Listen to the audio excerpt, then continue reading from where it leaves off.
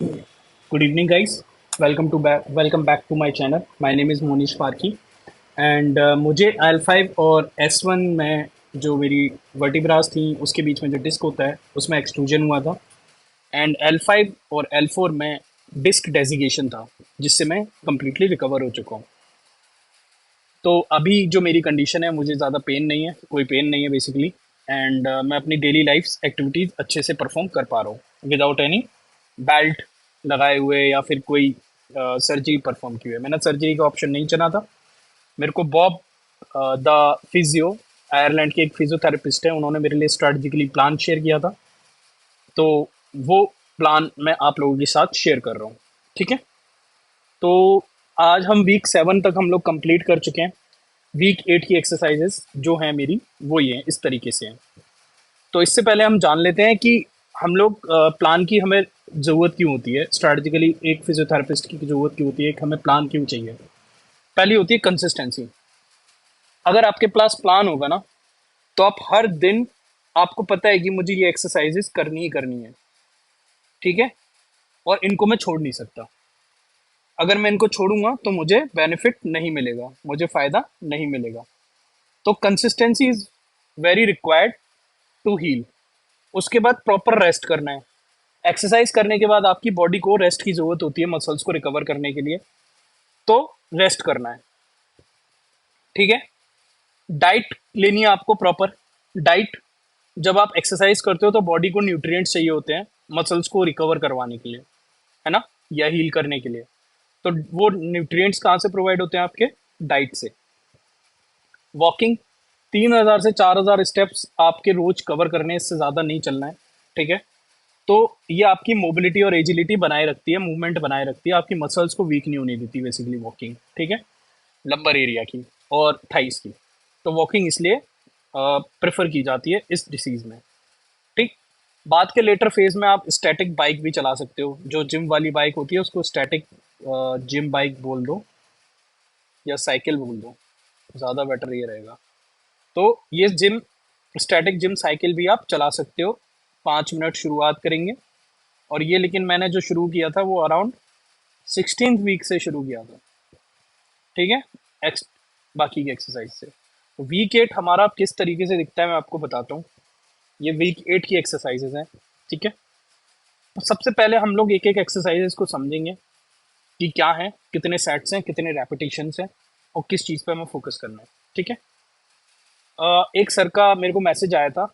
वो जानना चाहते थे कि मैं काफ रेज बॉडी वेट कैसे करता हूँ। तो इसकी वीडियो मैं अलग से बना के डालूंगा कि काफ रेज बॉडी वेट मैं कैसे करता था। ठीक है। और एक को जानना था पोस्टीरियर टिल्ट ऑफ पैल्विक कैसे करता था।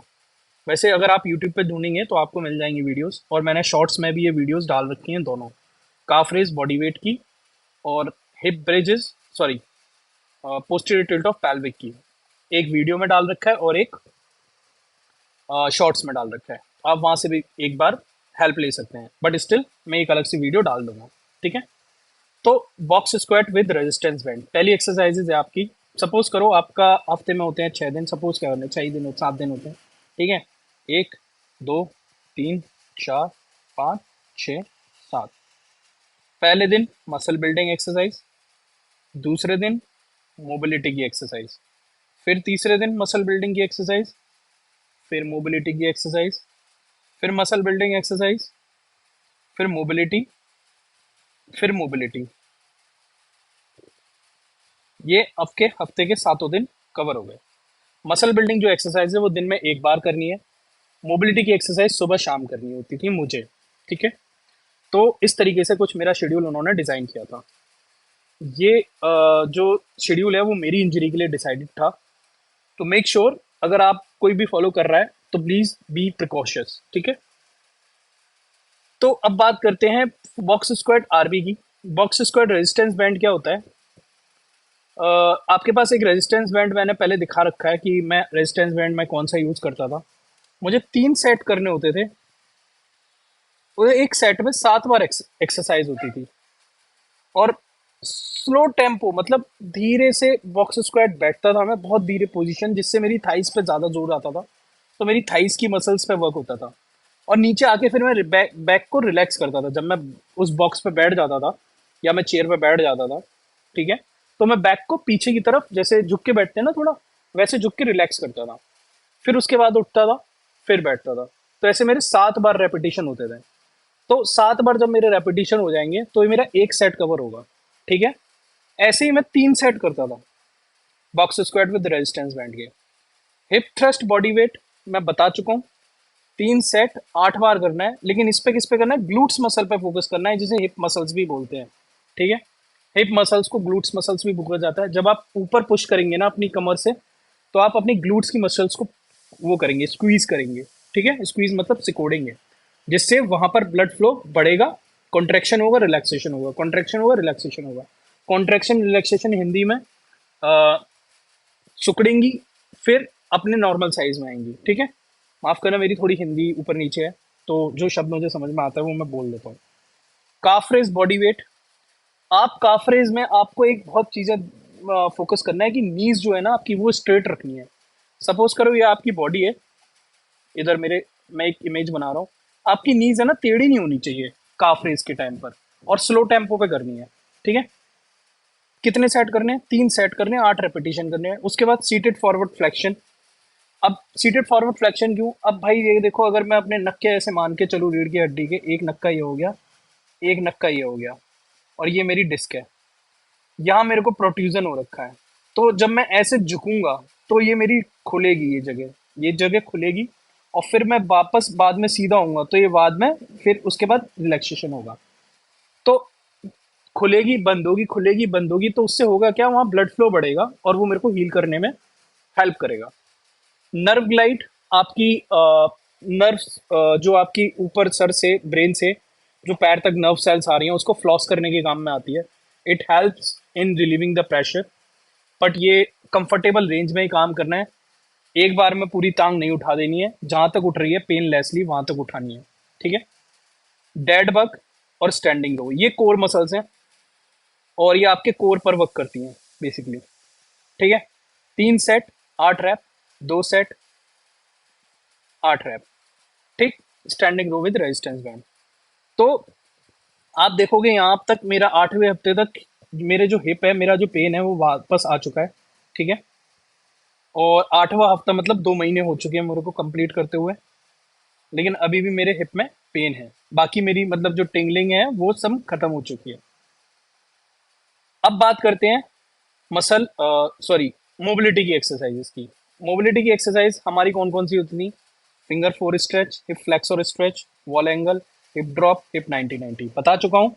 प्रीवियस वीडियोस में जाके देख लीजिएगा, दोबारा नहीं बताऊंगा, ठीक, या बता दूंगा अगर आप पूछोगे तो, ठीक है। बॉक्स स्क्वाट, फिर उसके बाद मसल आपकी मोबिलिटी की एक्सरसाइज हो गई है चारों, अगले दिन सुबह शाम, एक सुबह एक इवनिंग में, ठीक है। इसके बाद लोअर और अपर बॉडी का, सपोज करो वेडनेसडे आ गया, वेडनेसडे का शेड्यूल कैसा होता था मेरा, बॉक्स स्क्वाट, यहाँ पे मैं रेजिस्टेंस बैंड यूज नहीं कर रहा, ठीक है।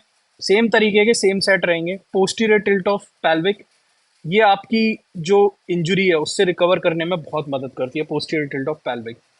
Seated forward flexion again, hip bridges with resistance band, ठीक है। नर्व ग्लाइड और बर्ड डॉग, यहाँ पे मैंने इंटेंसिटी कम कर दी।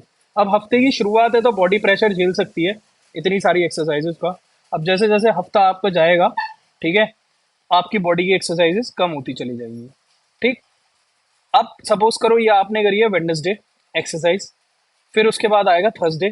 थर्सडे को आप फिर से मोबिलिटी की एक्सरसाइजेस करता था मैं, ठीक है। तो मोबिलिटी की एक्सरसाइजेस में ये 5 एक्सरसाइजेस करता था। उसके बाद मेरा आता था फ्राइडे, ठीक। अब मेरा फ्राइडे आया, फ्राइडे को क्या होता था, क्योंकि अब मैं सैटरडे संडे को सिर्फ सिर्फ मोबिलिटी की एक्सरसाइज करूंगा और मेरे को रेस्ट करने का प्रॉपर टाइम मिलेगा, तो मेरा जो रूटीन होगा वो यही होगा, ये सेम रूटीन होगा, ठीक है। मैं सेम यही वाली एक्सरसाइज फॉलो करूंगा जो मैंने फर्स्ट हफ्ते के मंडे वाले दिन फॉलो करूंगी। Box squat with resistance band, hip thrust body weight, calf raise, seated forward flexion, nerve glide, dead bug और standing row with resistance band. तो कुछ इस तरीके से मेरे को वीक 8 का शेड्यूल था, ठीक है। इसके साथ साथ मैं क्या करता था, मैं रोज शाम को एक कॉपी बना रखी थी मैंने, एक कॉपी ली थी, और कॉपी मैं आपके पर्पस पर्सपेक्टिव से बोल रहा हूँ। मैंने मेरे पास आईपैड था, तो मैं क्या करता था, मैं अपनी एक्टिविटीज नोट करता था, दिन पूरे दिन की, कि मैंने क्या क्या किया।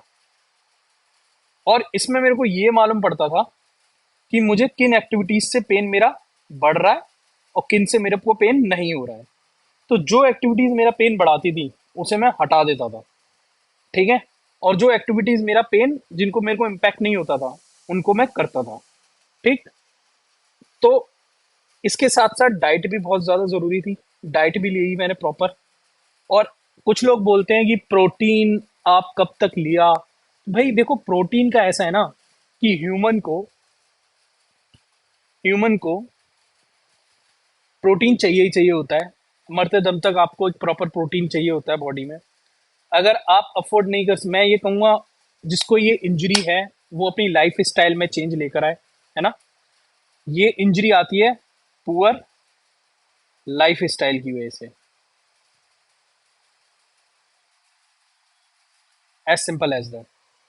पुअर लाइफ स्टाइल है आपकी तो ये आपको इंजरी आएगी। पुअर लाइफ स्टाइल से मतलब क्या है आपका? आप बैलेंस्ड डाइट नहीं ले रहे हो, ठीक है। वर्क बैलेंस नहीं है। मतलब वर्क बैलेंस का मतलब है आपका, आप 14 घंटे काम कर रहे हो, 6 घंटे सो रहे हो, बाकी घंटे पता नहीं क्या कर रहे हो, ठीक है। 8 घंटे प्रॉपर सोना चाहिए, 8 घंटे काम करो, 8 घंटे बाकी काम करो, है ना।